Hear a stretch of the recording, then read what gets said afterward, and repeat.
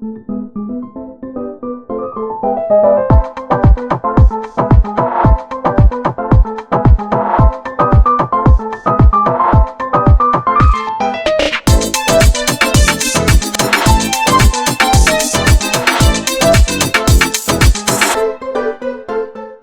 intro this time. So I already line taped the design and started draping. There is not much of draping for the top part, but I gathered the fabric under boob to make this detail. And copy the pattern and sew 2 layers to make each cup.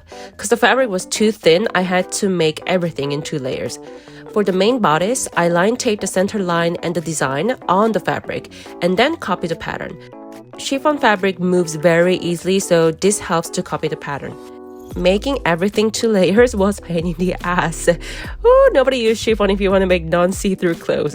For the skirt part, I practiced with the same fabric to see how much flowiness I want.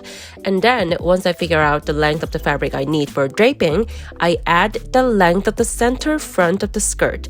And this will be the width of the fabric you need to make the skirt. Plus 5 to 10 centimeters if your fabric is big enough. For the length of the fabric, double the length, the side length of the skirt. I know it's a little complicated, but trust me. Pin the center of the fabric where the center front of the skirt goes, and then cut the fabric into half from that point. Then start draping. To make the skirt flowy, I cut and drape along the skirt line. And I use my line tape as a guideline to cut the skirt. And do the same process on the back.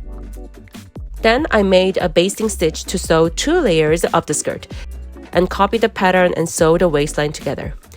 And with my new serger that I got for my birthday from my sister and my brother-in-law, I hemmed the skirt very easily. Ooh, the serger is a game changer. Then I made 2 straps for adjustable bra straps. I didn't film the whole process. You can check my other videos to make adjustable straps if you want. And I saw a zipper on the back of the bodice. And finally, the fun part of making this dress. I made several different size and length of these leaves and cut from the center end.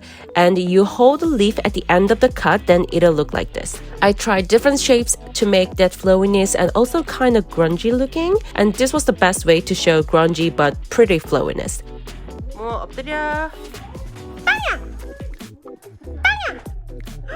Then I hemmed the outline of these leaves and hand sew them onto the skirt. I only sew the end point of the leaves for more flowiness.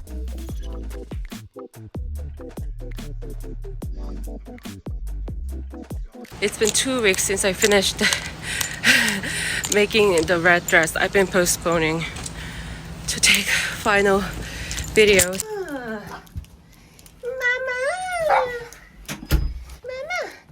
This is my sister's dog.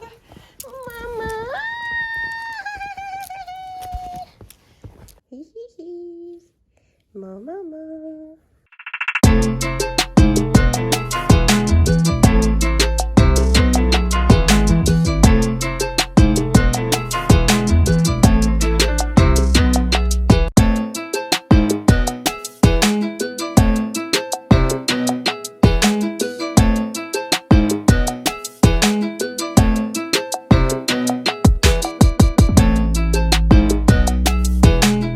A little bit tight.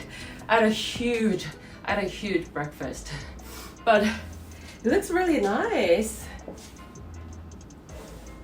It kind of reminds me of that emoji, the flamenco emoji, right? For this part, I just sew a little bit of here so they can like flow. Let it flow.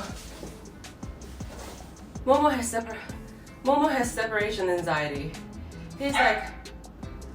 He's like barking. Oh. I think this project is a success. Like, I really like it. It goes really well with this Why Are You boots. Mama, say bye. Bye-bye. So that was for today's video. Thank you so much for watching. And maybe you can make your own red flamenco dress. And I'll see you guys next time. Bye!